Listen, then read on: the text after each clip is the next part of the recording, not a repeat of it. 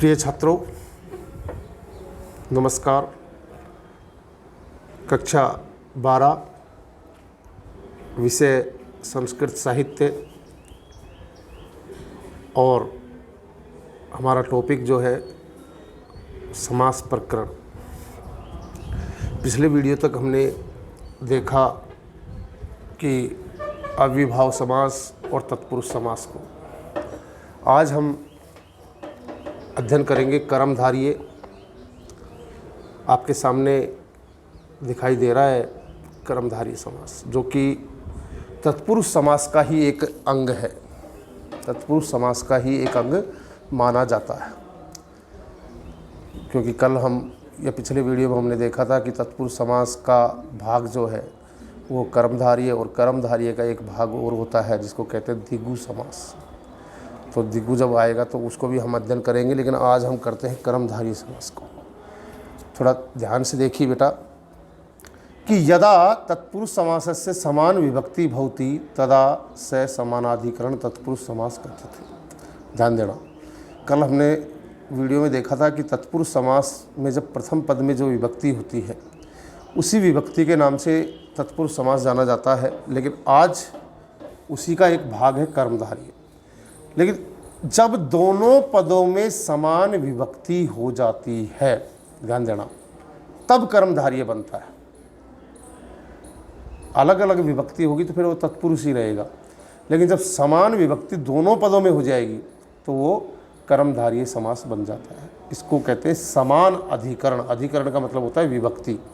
जब समान विभक्ति दो पदों में हो तो फिर वो कर्मधारय के नाम से जाना जाता है। उसे तत्पुरुष समास भी कहते हैं, कर्मधारय समानाधिकरण तत्पुरुष कहते हैं उसको, और समानाधिकरण तत्पुरुष का नाम ही कर्मधारय होता है। अयम एव समास कर्मधारय इति नामना ज्ञायते, और यह ही समास कर्मधारय नाम से जाना जाता है। अस्मिन् समासे साधारणतया पूर्व पदम विशेषणम और विशेषणम उपमान उत्तर पदश्च विशेष्य उपमेय भवति। ध्यान देना, ये इम्पोर्टेंट लाइन है ये कर्मधारय समास को समझने के लिए।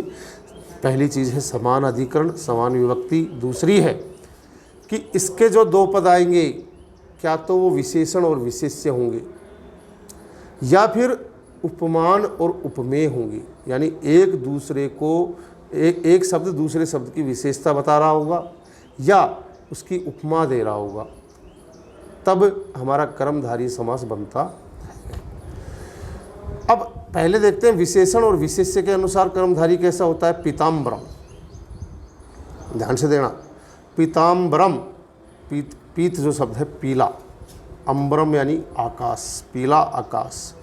अब किसी की विशेषता, आकाश की विशेषता पीत शब्द बता रहा है, अंबर की विशेषता पीत शब्द से हो रही, तो यहाँ विशेषण और विशेष हो गया। अब दोनों का विग्रह करना होगा तो फिर समान विभक्ति दोनों में लानी पड़ेगी जो मूल पद में है। तो पीताम्बरम जो शब्द है नपुंसकलिंग एक वचन के अनुसार बना हुआ था, तो यहाँ भी हम करेंगे पीतम अम्बरम, और इति इसके साथ हम लगाएंगे कर्मधारय समास में अर्थ के अनुसार। रक्त कमलम, रक्तम कमलम इति, रक्त खून, ठीक है, कमल कमल के समान, तो रक्तम कमलम इति। वीर पुरुष, वीर विशेषण हो गया, पुरुष विशेष्य हो गया, तो वीर है पुरुष है। देखिए जो मुख्य पद में, समस्त पद में जो विभक्ति है वो ही दोनों पदों में आ रही है, वीर है पुरुष है इति।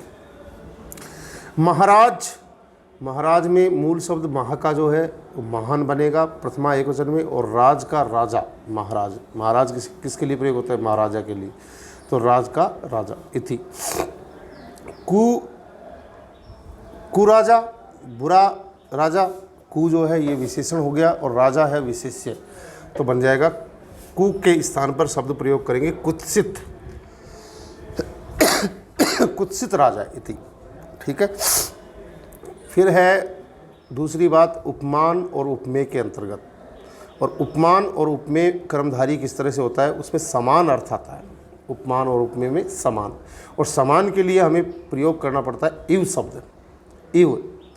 तो करेंगे वज्र कठोरम, वज्र के समान कठोर, तो वज्रम इव कठोरम इति। घनश्याम अर्थात बादल के समान जो है श्याम है, श्याम वर्ण है, तो घन इव श्याम है इति। कुसुम कोमलम,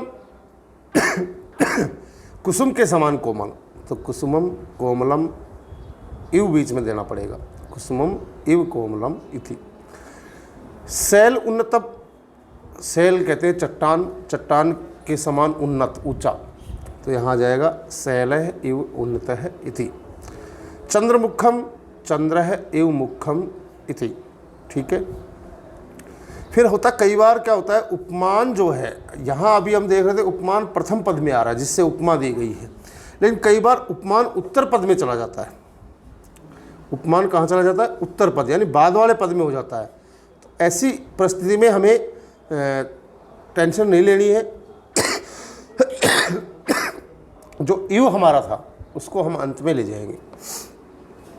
तो करेंगे क्या, जैसे मुख कमलम, मुख की विशेषता बता रहा है कमल के समान, उपमान दी गई है, कमल के समान मुख है, लेकिन यहाँ कमल मुखम होता जब तो हो जाता उपमान और उपमेय, लेकिन यहाँ मुख को विशेष्य या हम उपमेय कह सकते हैं, और उसकी विशेषता जो है, समानता जो है वो किससे दी गई है, वो दी गई है बेटा कमल से। तो कमल बाद में उत्तर पद में चला गया है, तो कर देंगे मुखम कमलव इव, मुखम कमलम इव।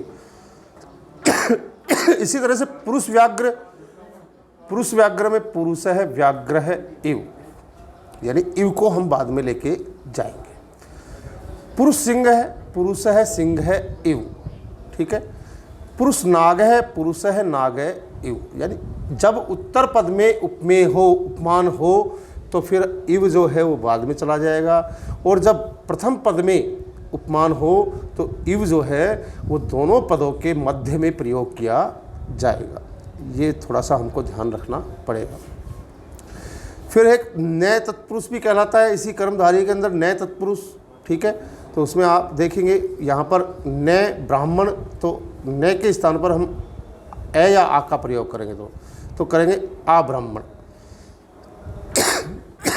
न अश्व अनश्व, न पुरुष अपुरुष। ठीक है। फिर आपके सामने आता है अंतिम भाग कर्मधारय का, जिसको कहते हैं अवधारणा पूर्वक पद कर्मधारय,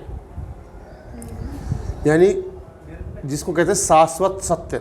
ऐसी कुछ बातें होती हैं जो हमेशा सत्य रहती हैं, तो उसको कहते हैं अवधारणा पूर्वक कर्मधारय। तो यहाँ लिखा हुआ है अर्थात विशेषण विशेषेण समस्यते अत्र अवधारणार्थम धोतितुम विग्रह वाक्य विशेषणार्थम परमम एव शब्द प्रयोजते। अर्थात जब विशेषण और विशेष्य होता है तो वहाँ अवधारणा जो है उसी के समान प्रयोग की जाती है।